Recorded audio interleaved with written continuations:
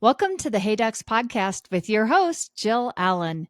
Today, I have the pleasure of hosting returning guest Davin Bickford from WildSmiles. Today, Davin is here to discuss the latest trends in marketing and brand messaging within the orthodontic industry. From statistics on market share and growth to the impact of declining birth rates on practices, we are getting into it. This is an episode you won't want to miss. Let's get started. Hey docs, when it comes to marketing, I keep hearing that you're frustrated and that you don't know what you're paying for or even if your marketing efforts are working. Are you wondering what your next marketing move should be? I would suggest you contact Mary Kay Miller and her team at Kaleidoscope. With their free digital marketing audit, you will get answers and solutions to your biggest marketing questions. Go to contactkl.com to request your free digital marketing audit today. When it comes to websites, SEO, and digital advertising, you don't know what you don't know till you know. Find out what you don't know today. That's contactkl.com. Davin, I am so excited to have you on Hey Docs again. Thanks for being here. Hey, Jill, I'm glad to be here. Thanks for having me. Absolutely. So, in the event that somebody does not know who you are or does not know about WildSmiles, would you mind just doing a quick little recap of who you are and what WildSmiles is all about? Yeah. My name's Davin Bickford, CEO of WildSmiles.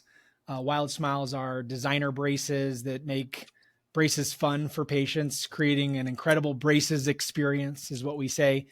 And I've been with WildSmiles for 18 years now. Got involved because I met Dr. Stevens, the orthodontist that created WildSmiles. And we met a long time ago at a conference completely unrelated to dentistry or orthodontics. And he shared this vision that he had about making braces fun for kids and for patients. And I remembered my orthodontic experience and thought it wasn't bad, but definitely could have been better. And I totally bought into this vision of creating incredible braces experiences. And I moved to Omaha, Nebraska, which is where Dr. Stevens was practicing, or still practices, but I did not live in Omaha. And here I am 18 years later. I love it. And I'm so glad to have been able to get to know you and Dr. Stevens over the years. You guys are some of my favorite peeps for sure out there in the industry. So thanks for being here for the last 18 years. That's awesome. Yeah, I remember meeting you for the first time a long time ago at an AAO in Denver, and it's been fun to be your friend ever since. Yes, absolutely. Absolutely. Today, I wanted to talk about messaging and marketing and how that all kind of ties in to WildSmiles and what I think is just the shift that we're seeing a lot of emphasis on custom brackets and aligner systems and all of these different things. But what I want to talk about a little bit is I feel like we've done this big shift into focusing on adults and what these custom treatments can do for adult cases within our industry. But I think we're starting to, I don't know, maybe exclude or miss the mark a little bit on that younger demographic age. And especially knowing that patients are shopping so much. And so I'm wondering if you can maybe just talk a little bit about that and what your approach and what WildSmiles' approach has been in bringing back, refocusing us on maybe some of that messaging that we need to be thinking about in marketing. Yeah, you packed a lot in there. I know. Yeah, and there's a lot of people out there, really smart people in our industry. Chris Benson, all the folks at Gage, Oliver Gellis that know all these statistics. And so what we've seen out there over the good part of 20 years, but it has become more and more prevalent where we're seeing advances in technology, which is awesome for the industry. And we're seeing focusing on how can we grow the market, right? Where is this white space out there, which I think every industry needs to address. Yeah. Where can we bring more people into the fold?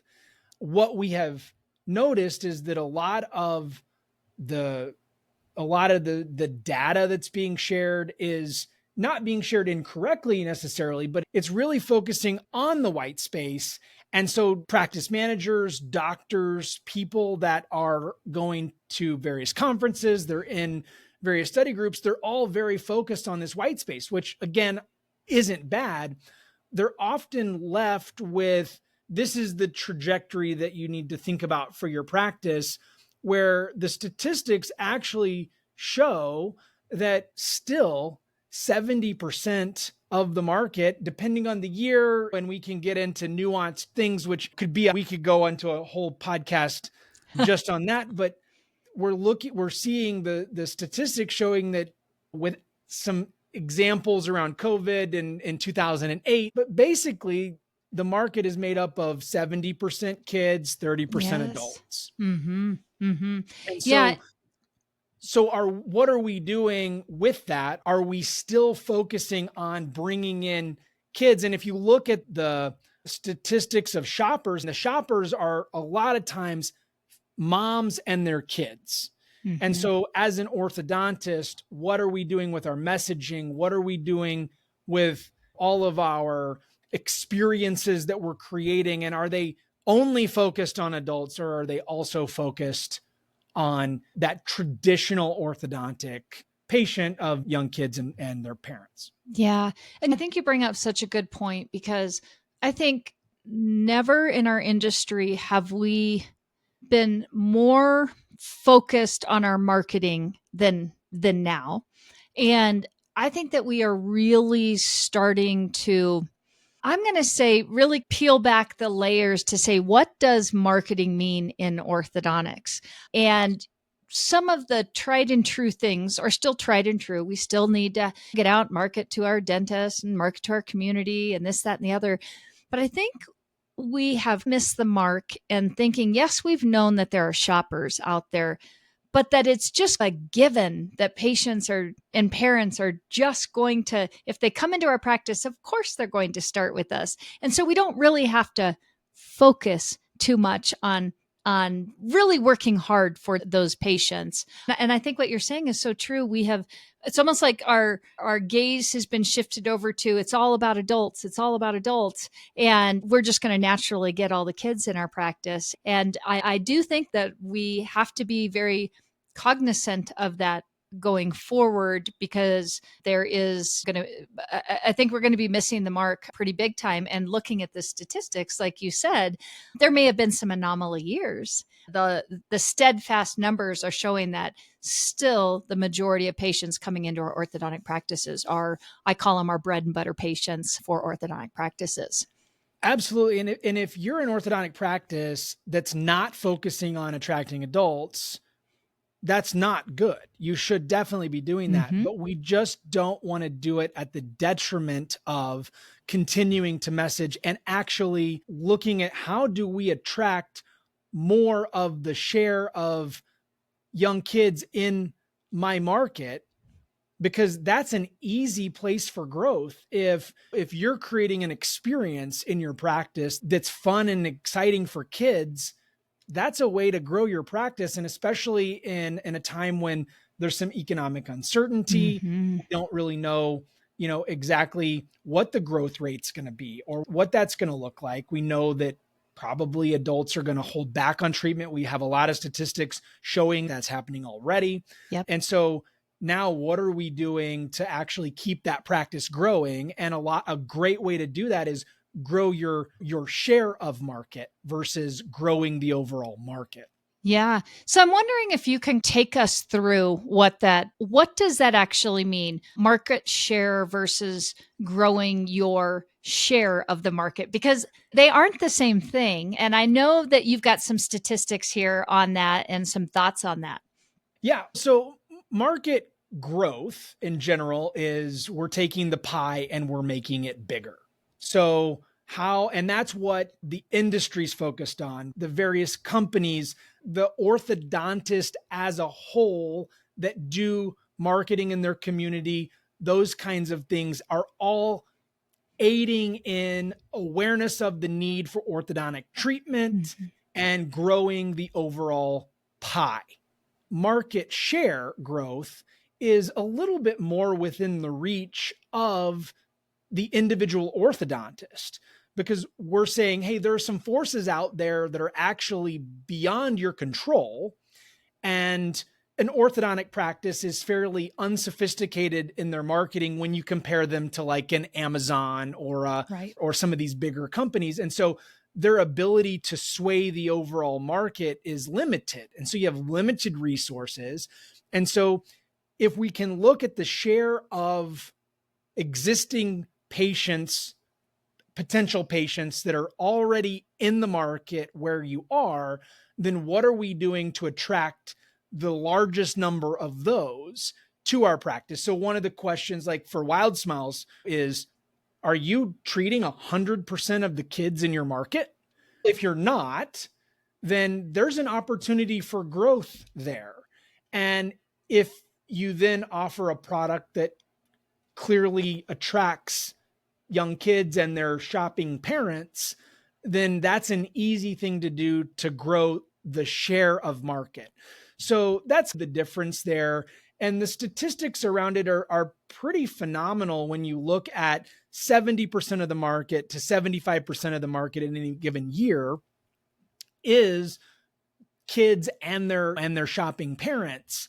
And you have real control over that with relatively small amount of spend, relatively small amount of effort.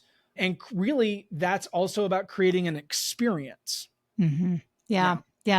It leads me to something I talk to a lot of my younger docs that are getting ready to do startups. And when we're evaluating those demographic reports and we're saying, okay, is this going to be a good area for a startup practice to go into?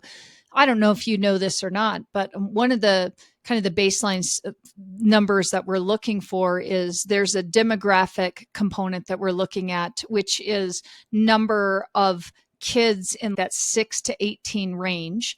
And there's a kind of a baseline number of patients per orthodontist that we're looking for to determine, okay, how many orthodontists are in this area with how many patients. I think a number that we're looking for like the low we want to see is 1,500 patients per every full-time orthodontist within a 5-mile radius of where we're going to drop down in a practice within that range.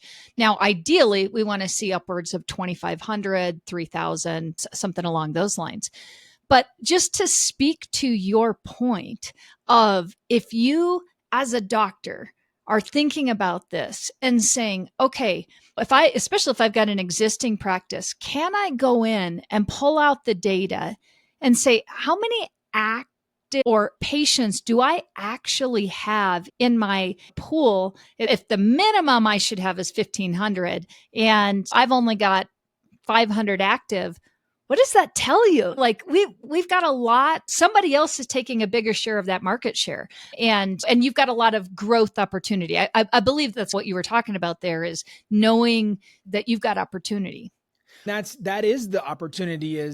There's opportunity unless you're treating 100% of the patient in any demographic. There's growth opportunity, but there's huge opportunity within the kids because there's a lot of the market that's focused on adults, and kids and their shopping families are still the largest percentage, and nothing indicates that's actually going down. And when you look at the statistics over the next few years, they're anticipating that we're already seeing a drop in adult cases, and that's usually economic related, and that'll probably bounce back, and they'll get those numbers back later in the future years. But you also look at practices and their observation programs, and you say, hey, according to Gauge, and I know these numbers probably better than anybody, according to Gauge and a lot of other people, you should be closing 25% of your total starts should come from your observation program. Yes. And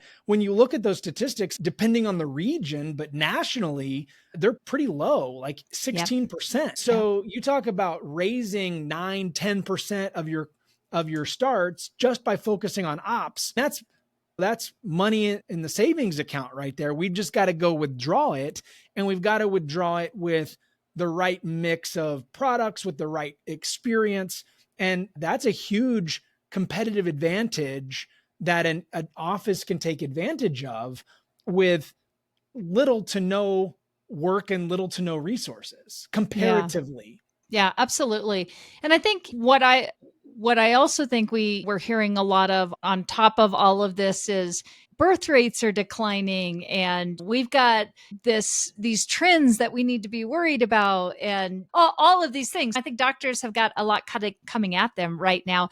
And I'm curious if you can talk just a little bit about WildSmiles, how you guys are helping with that, but also what your thoughts are on suggestions for ways that practices can overcome maybe a little bit of the doomsday, the sky's falling, birth rates are falling, 10 years from now you're not going to have a practice type of a thing, to also just starts are dropping in one demographic, but we still have another demographic to be focusing on.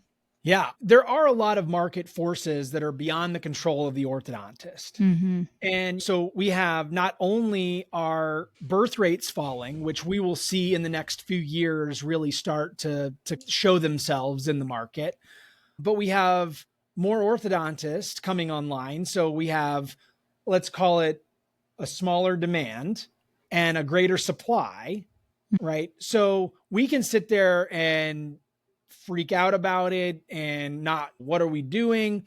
Or we can say, hey, okay, so these are the things that are out of our control. I still have a practice. I still have to run it. So if there's going to be less kids in the market, I better be doing everything I can to get as many of those kids in my practice as I can. And again, that goes back to the experiences that you're creating, the product mix that you have to showcase. And then on top of that, we also have seen, we have orthodontists that are now basically in competition with general dentists for the adult aligner market. Yeah. Yeah. And so for now we sure. have those market forces that are really coming into play, where now that's like real competition. And I think the next phase of that, which is probably still a few years down the road, and there's probably I think there's a lot that the orthodontic market can do yet to address it. But that's, now we're seeing more and more of the pediatric dentist ortho combo. And Yes. not only are we seeing more and more ortho pedo combos, but we're seeing more and more pediatric dentists doing early treatment. So what does this look like in the future if you play it out? So you have orthodontist competing for the adult aligner market with the general dentist, which is happening and has been happening. And then we have orthodontist potentially competing with the pediatric dentist for the early treatment segment. And so now orthodontists are going to be treating difficult cases of any age, which I think is great. They should definitely embrace that. But then you add in the layer of, okay, fees for orthodontics hasn't really kept up with where it needs to be. And so there's going to be a correction. I think we're starting to see some elements of that correction, but it's going to be forced if the adult aligners increased competition, the early treatment, that's covering up for a lot of the stagnation of the fees. And so there's a lot of forces at play, and I don't think it's all bad. I think we just need to be aware of it. And rather than freaking out, and we just need to take a breath and we need to say, okay, what am I doing strategically to address the market forces that are beyond my control? Yeah, gosh, you bring up such good points. And I definitely think that's something that everybody needs to just sit down and think about for a minute, because I'm going to agree with you. We're we really are seeing this in what we're seeing from the aligner side with adults. And I would agree with you. There is a lot of movement in that pediatric world right now, especially for scooping up a lot of those early phase treatments. It's a great way to get going with airway. A lot of the peds are really focusing on that too. And it does feel like we're being sandwiched in a little bit. And so I'm curious, what are your thoughts on what do practices do to protect themselves from something like this? Yeah. My mom always used to say, it's not what happens to you, it's how you handle it. Yeah. So I think a lot of what's going on right now are market forces, market corrections that are really beyond the control of the individual orthodontist. So I think it's just really important to take a minute. And I know you say take some time to work on your business, not in your business. Mm-hmm. And so we need to take some of those moments with our leadership teams and we need to say, what are these market forces? Hey docs, let's talk about Smile Suite because it's not just another scheduling system. It's a game changer in the world of new patient management. And as a proud Smile Suite partner, I've witnessed the incredible impact it has on practices of all sizes. Smile Suite means your new patient calls and web leads are expertly handled 7 days a week, even during nights and weekends. And they offer top-notch customizable presentation software and seamless post-consultation follow-up. It's like having a secret weapon for your practice's success. Curious? Dive into the revolution at getsmilesuite.com. And don't forget to mention Hey Docs to unlock some extra goodies. Elevate your practice with Smile Suite because every smile deserves a suite of excellence. Are you ready to revolutionize your orthodontic practice and retainer program? Then I suggest you reach out to Retainers for Life. It's like Amazon for retainers, convenient and efficient. Having Retainers for Life in your practice means patients can easily order retainer replacements online with direct delivery to their mailbox. No more emergency appointments, waiting, or strain on your practice. It eliminates the hassle of managing retainers while adding a steady income stream and even equips you with marketing tools to boost your success. Ready to get started? Go to www.afterorthorevenue.com/heydocs.html and mention our code RFLHEYDOCX. That's REFLHEYDOCS to receive $2,000 off your onboarding fee. With Retainers for Life, you can say goodbye to retainer headaches and hello to effortless efficiency and extra revenue. What does 5-10 years down the road look like?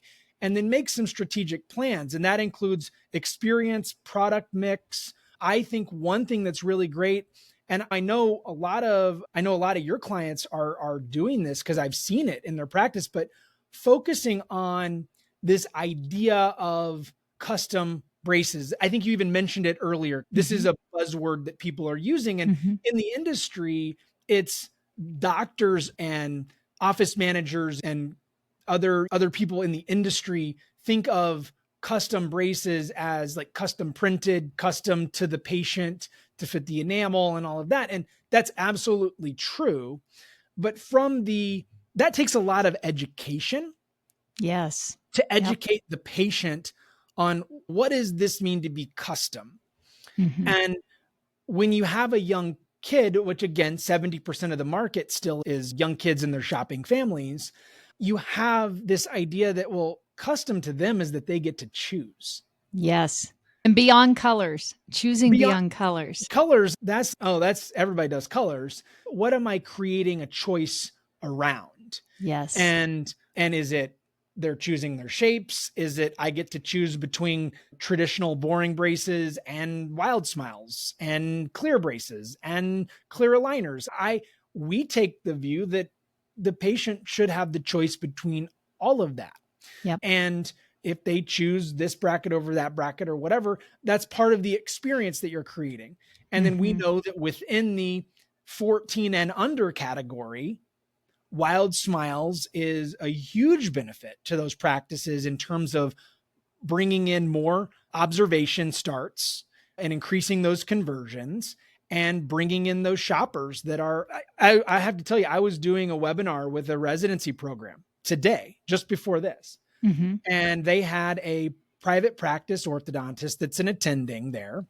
And at the end of the thing, she just spoke up and she said, "Hey, that doctor locator thing, that really works." Because we had, and she told this one story of a parent that came in. And so they happened to be a Disney family and they found them online because they offered the Disney Mickey brackets, and they came in and then they paid with their Disney credit card Yep. and Disney points. Right. So that's the thing is, are you missing out on what number of starts are you missing out on because you don't offer all of the options available to patients? And I think that's a number that is very hard to find, but I think it's a very legitimate way to think about.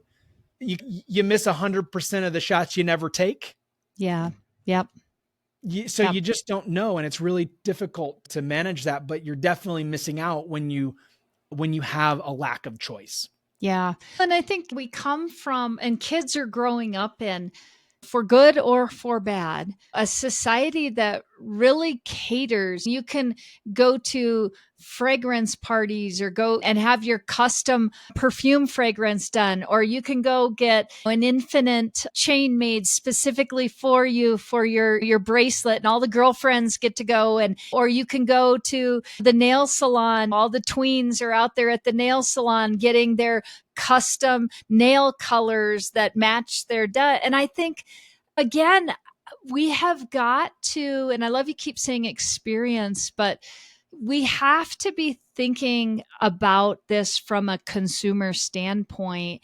And it isn't just the adults. I think sometimes we get trapped in this. It's the adults that are making the decisions. Most of the time, it's the kids that are making the decisions. And the kids have choice in everything from the videos that they watch to they can curate their own soundtracks on Spotify. They don't even have to listen to what the radio is putting out. I would say most kids don't even know what a radio is because they've got their own curated stations and all of this. To me, it just makes sense that we would be looking at our practices. And again, these are all just these little levers that we can be pulling. If we're just so stuck in the kids don't care and the parents won't this, that, or the other. I'm like, they do care.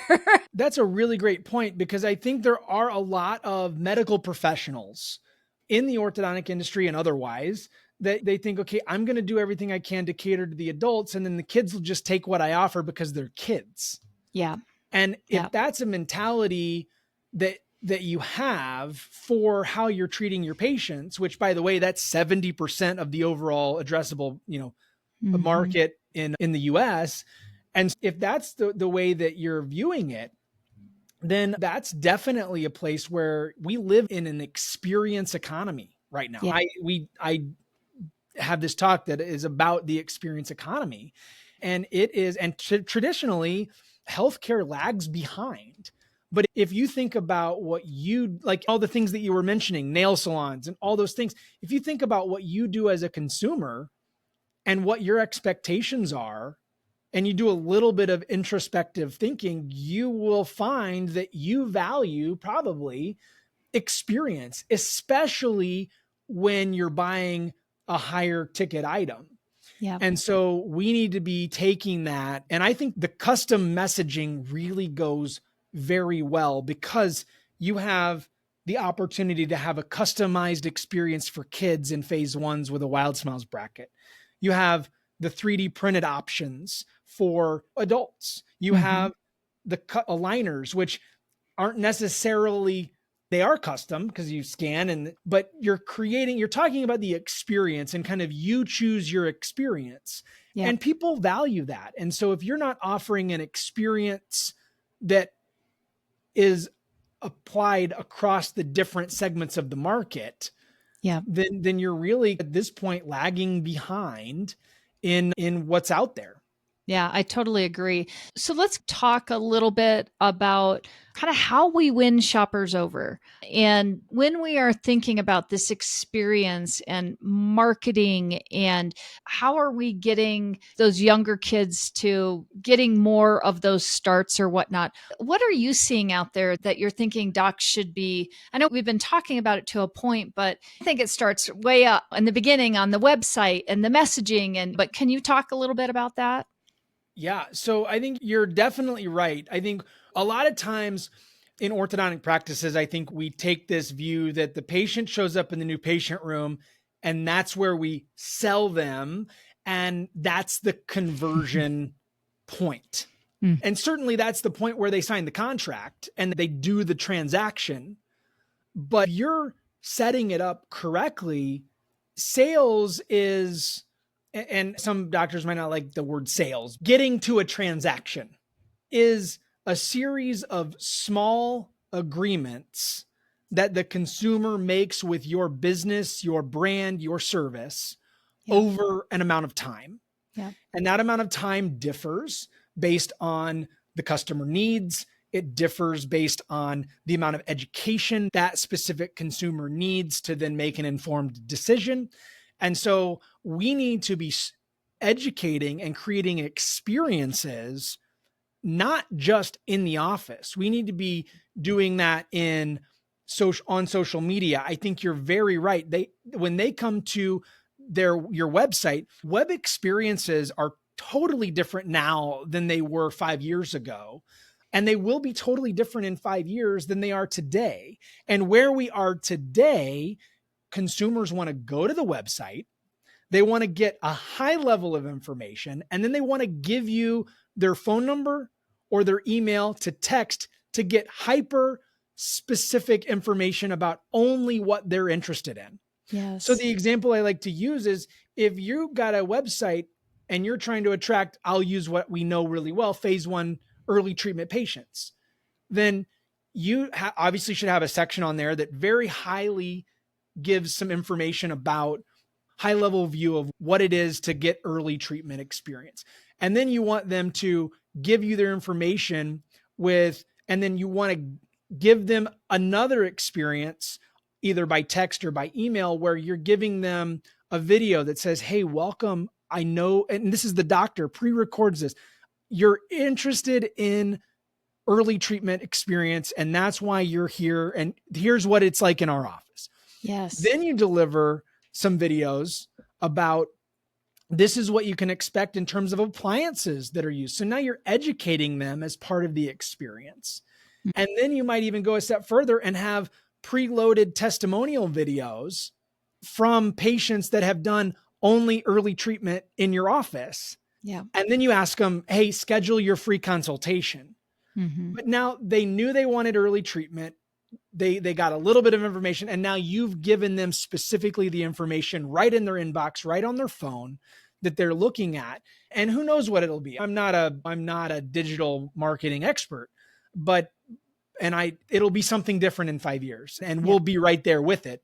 But that's where you need to be thinking is the experience goes beyond throwing little Johnny a bonding day party, which is great. I think those, you should definitely do those. And we have lots of ideas about how you should do those and everything, but it starts with the web experience and the social media. Shoppers, as moms are shopping, they're looking at reviews. They're looking at, okay, what does it look like in your office? What kinds of videos are you putting out about people starting in your office? What does bonding day experience look? If you're going to have that party for Johnny, you definitely need to capture it on video and then put it on your social. Yeah, for sure. And I think it's just us.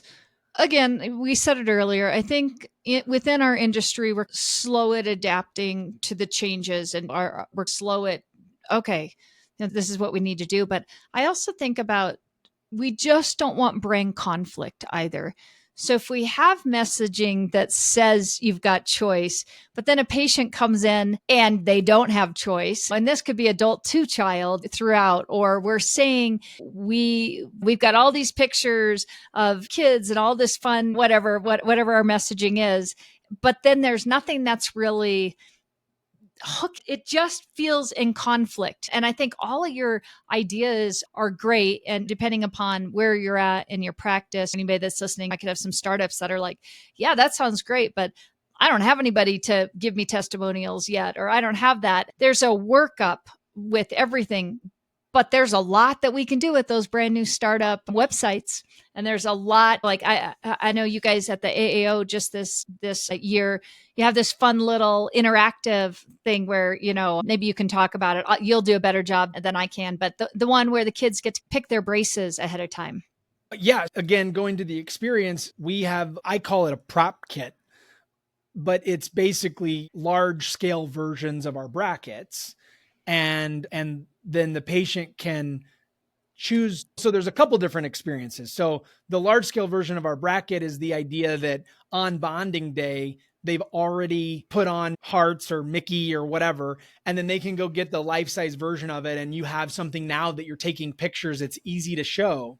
The other experience that I think you're also talking about is we want to give kids something that's theirs in practice, because oftentimes they come in and honestly, like, the kids are part of it. All the information given, all the talking points are all to the mom or dad. And so we have a specifically designed for kids, their own little pamphlet. And it talks about the experience of choosing your own braces. Yes. And part of that is they can take a phone and scan a QR code on their own phone or their parent's phone, and then they can drag and drop and design their smile right there in the office. And so now you're basically pre-selling the case without selling anything. You're just giving them an experience. Yep. And those are the kinds of things that, if we can really focus on, how do we talk to and engage the younger kids in a real meaningful way. And I love what you said earlier about the kind of basically the authenticity is the word I would use of messaging. I've been into practices where I went to their website before and it said patient friendly. It said all the right things, but then you walk in and you don't have the same experience as what they've said on the website. And so if you're saying braces for the whole family, for example, but you don't have anything that is geared towards the range of ages for the whole family, then there's a little bit of authenticity there that is lost. Yeah, that's so true. And again, this is such a fun topic to talk about because it really is the perfect time. I think we've got big shifts going on in our industry with, I know aligners brought us to this point with that disruptor, I'm going to say, within our industry. And it's so fun. And I know you've been doing this for a while. I've been doing this for a while, to see that we're at a point where we can have a whole podcast talking about just the options out there for our patients and for really focusing on not just being good clinicians, but really making an experience around treatment. And how many industries actually get to do that, to truly have this really fun experience around a medical or dental procedure? I know there's just not a lot of people get to do that. And I think the point that I like to point out about that is every procedure has an experience. You're creating an experience. Good or bad. But is it an experience that they're going to want to share and want to talk about? And and what are the kinds of experiences that people want to talk about? And I always ask people to just be introspective. What are the kinds of experiences that you like to talk about? They're usually experiences that are focused on you. And so the more that we can make the experience about the patient, and I'm giving lots of examples of how we can help with that. And certainly that's a huge piece of it, but I'm passionate about patients getting to have an experience, no matter what their age, no matter what they want. And I've been in this industry long enough that I've seen all the ranges of experiences. And I think we're at an inflection point, like you're talking about, where the experience that you offer is more important now than it ever has been. And it's not going to be less relevant in 5 years than it is now. So true. Yep. Yep. Yep. That's great. Davin, as we finish up here, I know you and we could just keep on going. Let's turn this into 2 hours. No, just kidding. Yeah. Yeah, we need a follow-up, huh? Yeah, exactly. Exactly. So if somebody wants to get a hold of you, if they're intrigued and they're like, this is exactly what I need to be focusing on. Davin's given me some really good information. What's the best way they can learn more about WildSmiles or just talk to you if they have some ideas they want to run by you? Yeah, absolutely. You can always go to wildsmilesbraces.com. And there's a doctor section of the site that's very informative. We also have lots of content that is educational, not just about WildSmiles, but a lot of the things that we're talking about, like how do you create experiences? How do you do all these different things that you need to be doing? So wildsmilesbraces.com. And then anybody who's listening, I would welcome a conversation and give me a call or text me 402-677-3311. All right. Because I'm so passionate about this and I want to have conversations with people who care about giving great experiences. And even if you just want to bounce some ideas on what are some things that I can do, I'm open to talking to you about it. Cause I think it's that important. It's that important. Yep. Davin, you have definitely given us a lot to think about. And again, even for me, I'm like, just thinking about what's happening on our pedo side and our adult side. That right there was a really good pearl for all of us. I think that's something we really need to be thinking about is moving forward into 2025, 26, 27, moving ahead. So as I like to finish up these podcasts with a little speed round, are you ready? And it's going to be new questions. Okay. I don't know how I did the last time, but I'm ready now. I'm ready as I'll ever be. All right, here we go. What's your go-to productivity tool? I'm really into Todoist right now. So Todoist, it's like a digital to-do list, and then you can assign tasks to different people. It's been a game changer, and it's been around for a while, but I've only been using it for about a year. It's great. Cool. Yeah. This is one of my favorite questions because I just keep a list. It's like the book list. I keep what's going to help me be more effective in my day? Are you an early bird or night owl? Oh, early bird. I'm up at 4:30 every morning running. Oh, awesome. Do you think that helps you be more productive or contributes to success, or it's just a good mental place for you to start? I definitely can tell a difference on the mornings when I don't get up and run. And absolutely, that's how I process stress. That's how I just get up and go for a run. It's early in the morning. Nobody's talking. I can just to myself. It's great. That's great. It's just the birds in your ears. What's the first job you ever had? I guess technically I had 2 jobs to begin with. I don't know which one I started first, but they were both like the same week. I was a waiter at Rib Crib. So people from Oklahoma will know about that. Yeah, it's very Oklahoma. Rib Crib. And then I also worked at a tuxedo rental shop. And I think that both of them are extremely valuable experiences for anybody. I think anybody who's going to be in the service industry definitely should start with some sort of a waiting gig. Yeah, for sure. Learn how to wait on other people. I agree. I was a Baskin Robbins scooper. That was your first job? That was my first job. How many flavors? 40, not 41? 32, I think. 52. 32. I don't know. 30, I don't know. 31. Maybe it is 31. I can't remember. 31. I just remember we used to do races to taste them all when it was slow. So I'm sure you're probably going to get some messages on how many flavors there were. Yeah, I'm sure. We'll settle that. Somebody let us know. Yeah, please do. Come on, seriously, John, that was a long time ago. You know how old I am, right? What would you say has had the most tremendous impact on your professional life?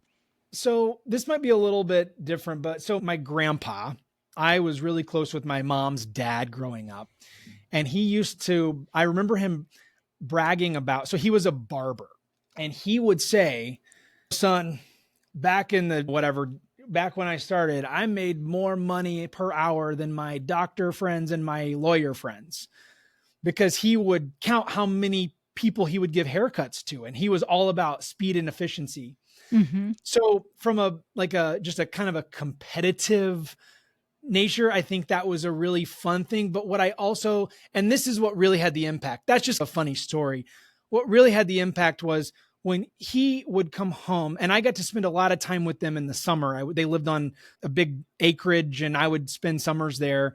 And he would come home and he would immediately drop all the pretenses of work, and we would go ride horses in the pasture, or we would ride the truck across the pasture to go feed the cattle, and he would give so much interest to my grandma and to our family. And just knowing that he's super competitive in the workspace, but then he would drop that and be this family man. And I think that was a huge impact for me. Yeah. Oh, yeah. I bet. Oh, that's what an awesome memory. And just, it's amazing how little things like that can make such a lasting imprint, can leave such a lasting imprint on us. Yeah. Cause that's what matters, right? Yeah.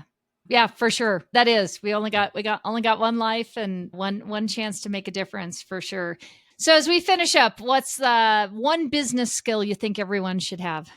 Oh gosh. I think grit and compassion. I think grit and never giving up. I know that's been a key to a lot of things in my own personal life.